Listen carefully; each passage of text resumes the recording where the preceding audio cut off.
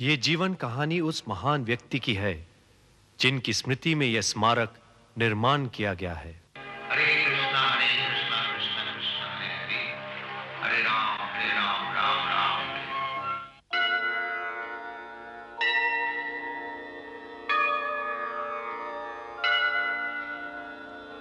संसार दावा नलनी भलोका त्राणाय कारुण्यं घन घनात्वं। संसार दावा नलनी भलोका त्राणाय कारुण्यं घन घनात्वं। प्राप्तस्य कल्याण गुणनवस्या वन्दे गुरो श्री चरणारविन्दम्। वन्दे गुरो श्री चरणारविन्दम्। वन्दे गुरो श्री चरणारविन्दम्। वन्दे गुरो श्री चरणारविन्दम्। वन्दे गुरो श्री चरणारविन्दम्।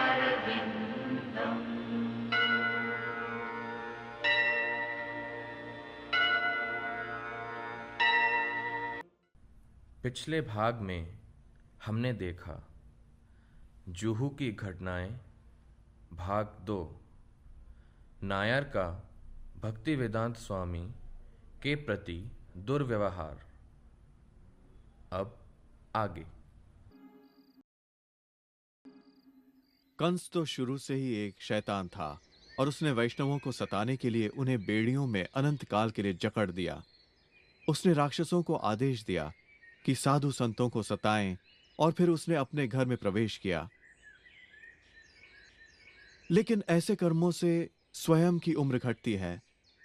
राक्षसों ने अपना काम शुरू कर दिया और एक एक कर मृत्यु को प्राप्त होते गए। साधु संतों को सताने पर केवल अकाल मृत्यु ही नहीं होती है, यह काम ऐसा होता है कि इसे करने वाले की सुंदरता, उसका नाम और उसके धार्मिक सिद्धांत भी दम तोड़ने लगते हैं। और किसी भक्त के विरुद्ध अपराध तो परम पिता परमात्मा के विरुद्ध किए गए अपराध से बड़ा है। और विष्णु रूप में भगवान के चारों हाथों में एक एक हथियार हैं।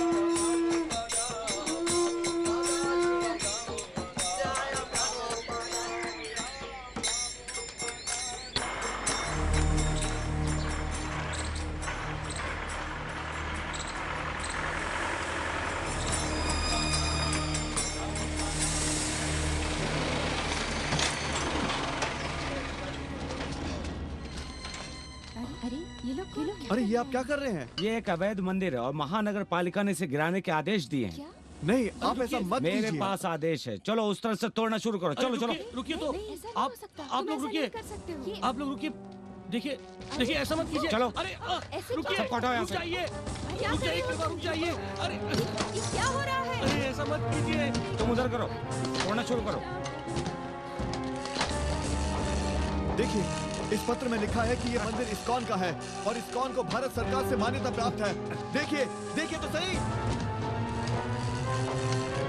अरे ये हिंदुओं का मंदिर है और हिंदू ही इसे तोड़ रहे हैं। ये लोग ऐसा कैसे कर सकते हैं? तुम उनकी मदद करना चाहती हो तो जाओ अपनी गिरफ्तारी दो, जाओ जल्दी।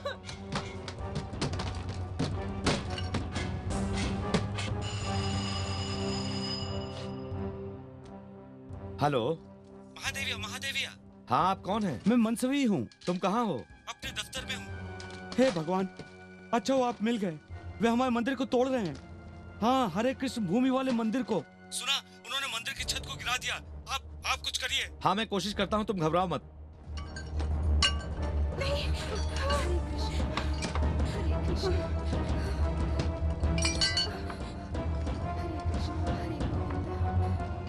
हेलो, क्या ठाकरे साहब से बात कर सकता हूँ? बहुत जरूरी है। आप इन मूर्तियों को नहीं हटा सकते, आप इन्हें छूना भी नहीं। इनको हाथ लगाने से पहले आपको मेरी जान लेनी होगी। चलो चलो, अपना काम करो, अपना काम करो, चलो। अच्छा।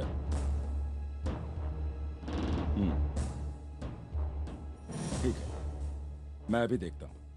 छोड़ो मुझे, छोड़ो, हटो। बचाओ मुझे, बचाओ। चलो यहाँ से। अरे, छोड़ो मुझे, छोड़ो। चलो, छोड़ दो अरे मुझे। चलो। जाओ, नहीं।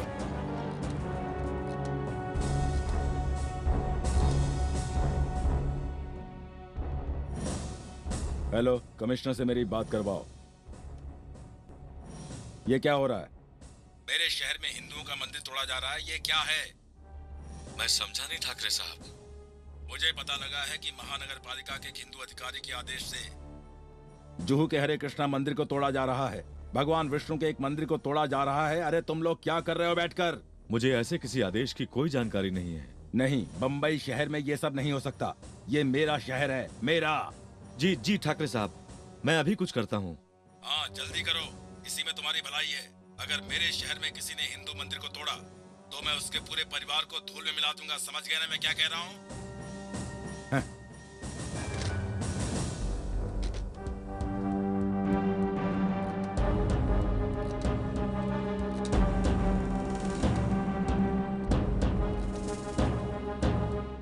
भोसले जी साहब। मैंने सुना है कि तुम्हारे आदमी जुहू में एक मंदिर को तोड़ने गए हैं। अब इन कामों के लिए भी घूस लेने लगे हो तुम?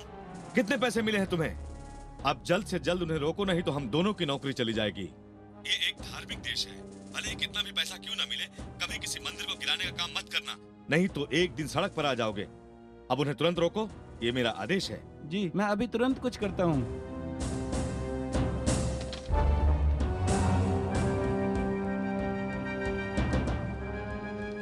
उन लोगों को तुरंत रोको, क्योंकि सामने वाला दमदार है। जी ठीक है।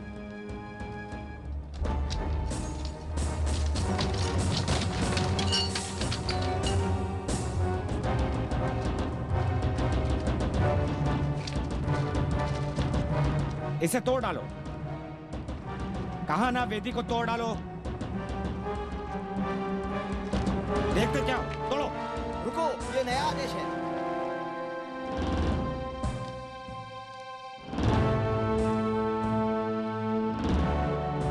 ठीक है, चलो सब लोग।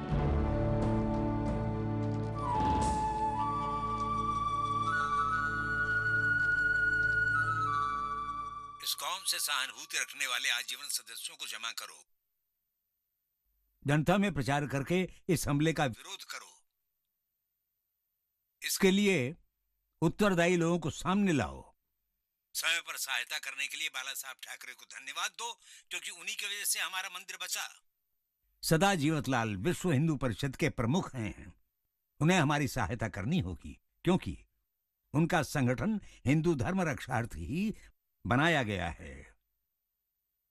जब बंबई के लोग हमारी कहानी सुन लेंगे तब वे हमारा साथ देंगे। हाँ, मंदिर को पुनः बनाने की तुरंत व्यवस्था करो। कुछ थोड़े से लोग हमारा पैसा लौटाए बिना ही हमें उस भूमि पर से भगा देना चाहते हैं। ये कदापि संभव नहीं। राक्षसों का विनाश होगा और भक्तों की जीत। देख लिया, ये सब श्री कृष्ण की ही महिमा है। तुम घबराना नहीं, समझ गए? जी प्रभुपाद। हरे कृष्ण।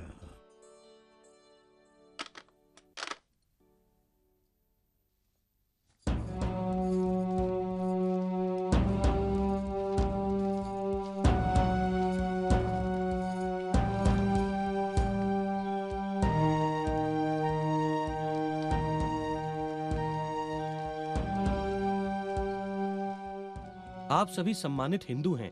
आप अपने धर्म को जानते हैं। आप जानते हैं कि हम क्या कर रहे हैं। हम तो बस दुनिया को आपके धर्म, आपकी संस्कृति के बारे में बताना चाहते हैं। और उन लोगों ने यहाँ आकर अपने ही देश के एक हिंदू मंदिर को नष्ट कर दिया, उसे गिरा दिया। ये गलत हुआ है और हमें आपकी सहायता चाहिए। अगर आप लोगों ने हमारी सहायता नहीं की तो वो इसी तरह से परेशान करते रहेंगे। हम तो बस लोगों को भगवत गीता का पाठ पढ़ा रहे हैं। आप तो जानते हैं कि भगवत गीता क्या है। यही बात हम दुनिया को बताना चाहते हैं। यही हम आपसे भी कह रहे हैं। इस मंदिर में कई मूर्तियां हैं और ये लोग उसे तोड़ रहे हैं। पर्चे में सब लिखा है। आज फैसले का दिन, क्या फैसला आने वाला है? पता नहीं जज साहब क्या फैसला सुनाएंगे। मंदिर इनके पास, आप उनसे पूछिए। सारे पेपर्स क्लियर हैं? सुनिए, मैंने तो सोचा था हम विदेशियों से लड़ रहे हैं, पर ये तो बम्बई के नागरिक हैं। केवल आम लोग ही नहीं, साथ साथ प्रभावशाली लोग भी हैं। हाँ, लेकिन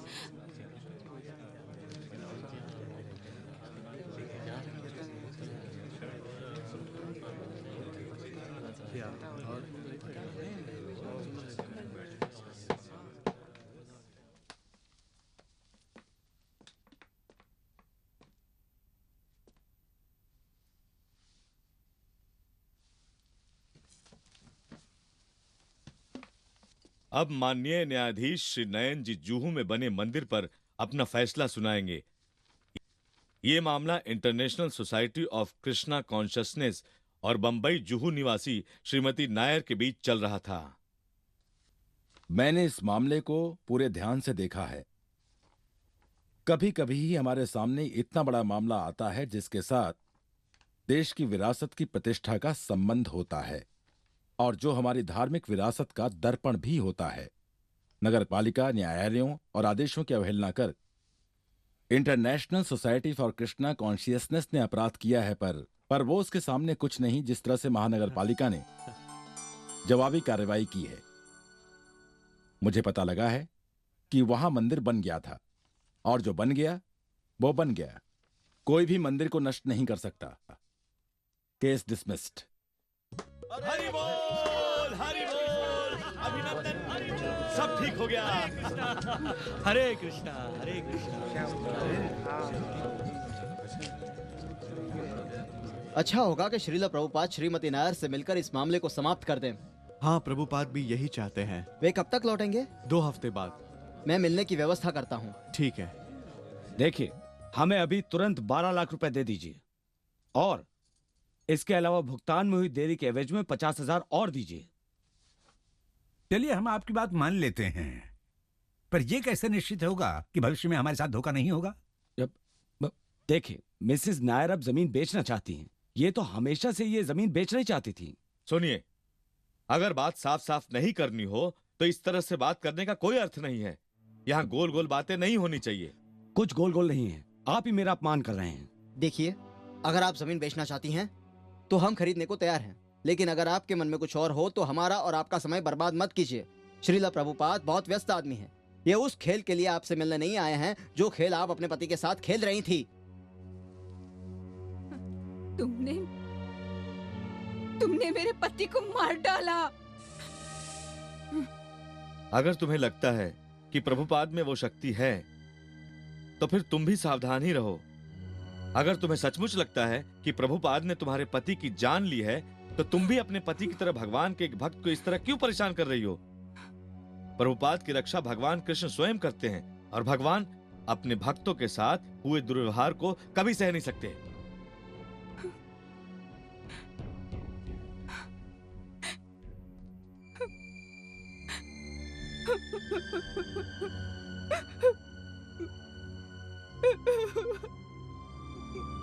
क्षमा कीजिए, मैंने जो भी किया उसके लिए क्षमा चाहती हूँ। अब आप जो कहेंगे वही करूंगी। नहीं नहीं नहीं नहीं, तुम मेरी बेटी जैसी हो, घबराओ मत, हम तुम्हारी हर तरह से मदद करेंगे। हाँ, जितने पैसे तुम्हें चाहिए होंगे हम तुम्हें देंगे और जीवन भर तुम्हारी हर तरह से देखभाल भी करेंगे। चिंता मत करो।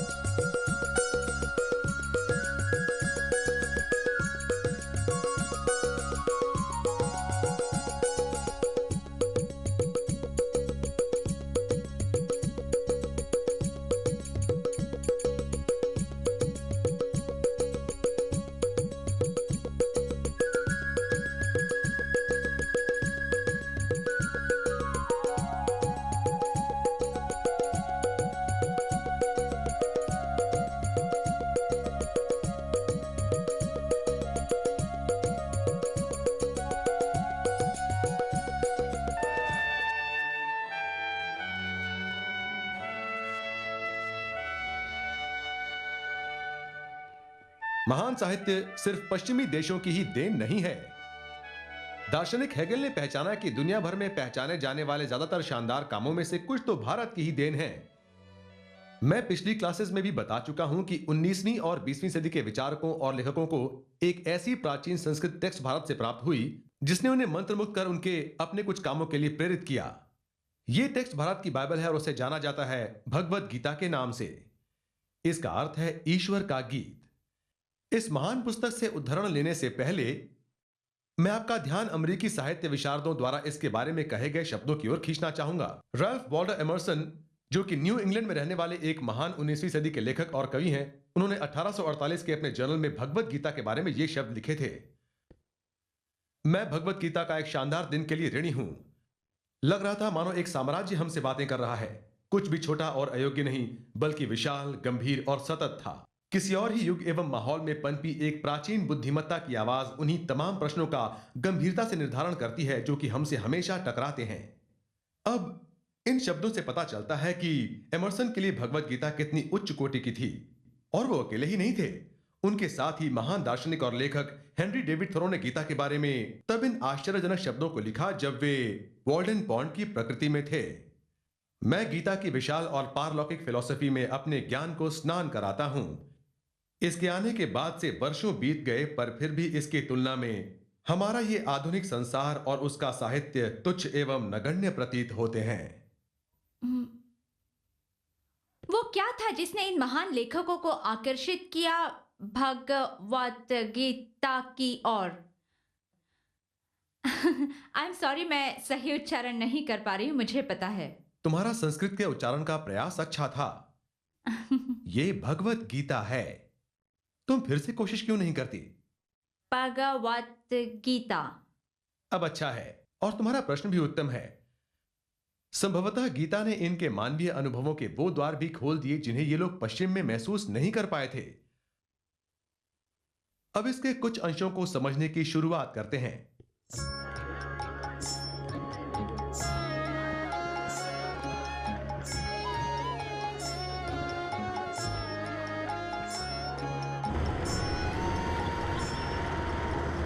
मुझे वापस आकर बहुत खुशी हो रही है। मुझे भी आपको रिलैक्स देखकर बहुत खुशी हो रही है स्वामी जी।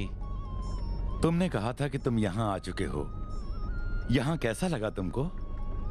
मैं तब बहुत ही अलग था। मैं भारत आध्यात्मिक जीवन की खोज में आया था, पर उसका मतलब ही मुझे ज्ञात नहीं था। मैं बादलों की तरह तैर रहा था। अनुभव तो काफी अच्छा रहा, परंतु उसमें आध्यात्मिक कुछ भी नहीं था। हाँ। मैं समय के साथ बहता जा रहा था। जब मैं बनारस में था तो प्रायः गंगा के किनारे जाकर बैठ जाया करता था। मैं कई साधुओं से भी मिला, पर मुझे प्रभावित कर सकने वाला कोई भी नहीं मिला। मुझे प्रसन्नता है कि तुम प्रभावित नहीं हुए, अन्यथा तुम मेरे पास बिल्कुल नहीं आते। ये मेरा सौभाग्य है स्वामी जी।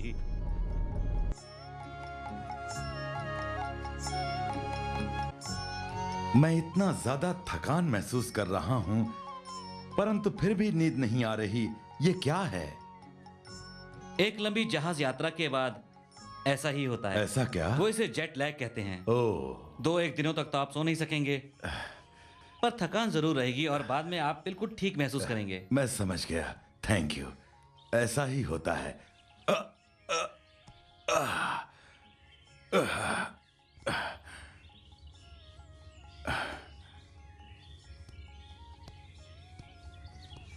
प्रणाम स्वामी जी।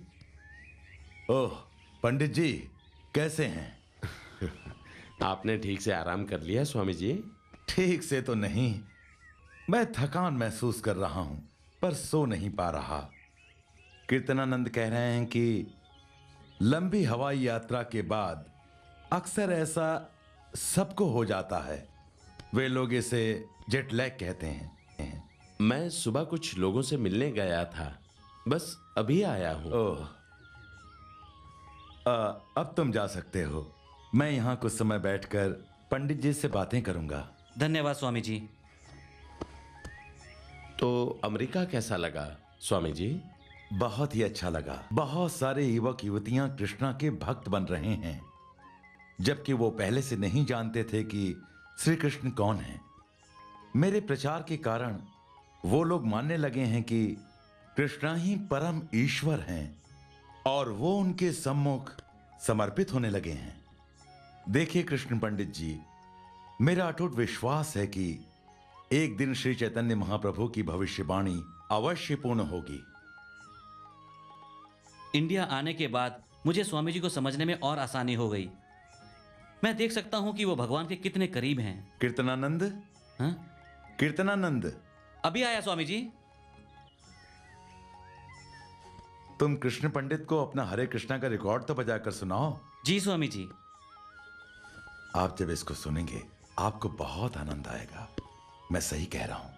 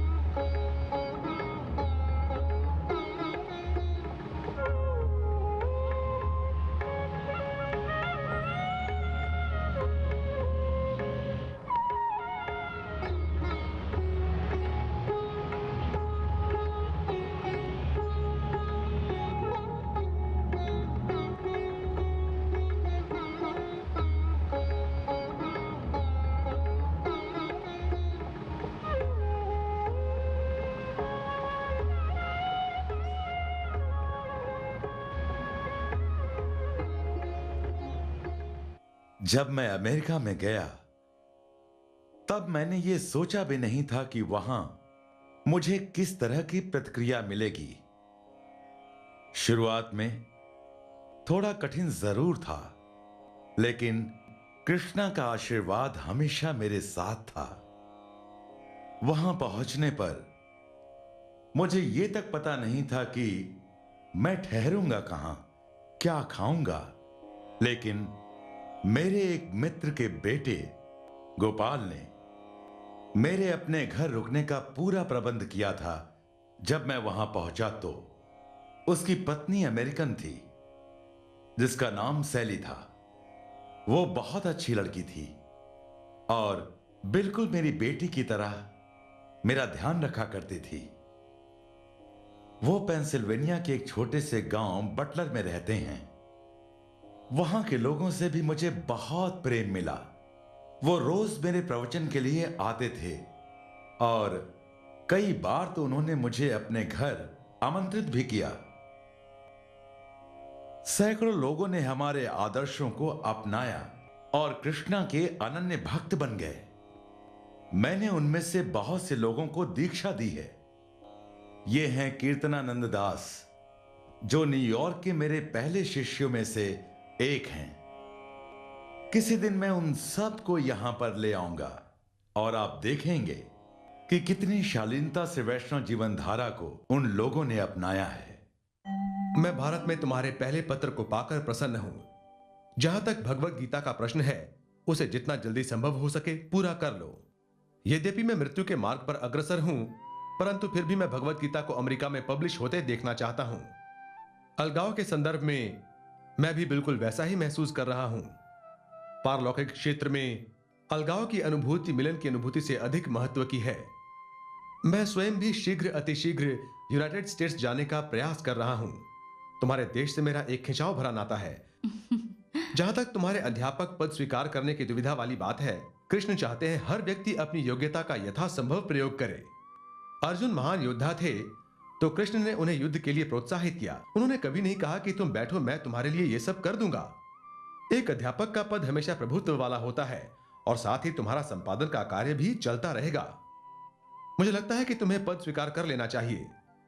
मैं बंबई भी जा रहा हूं ताकि सिंधिया लाइन पर छूट पाने के लिए मैं मैनेजिंग डायरेक्टर को मना सकूं। आशा है कि इससे आपको अच्छा लगेगा। आपका सदा शुभचिंतक भक्ति वेदांत स्वामी। जय स्वामी जी।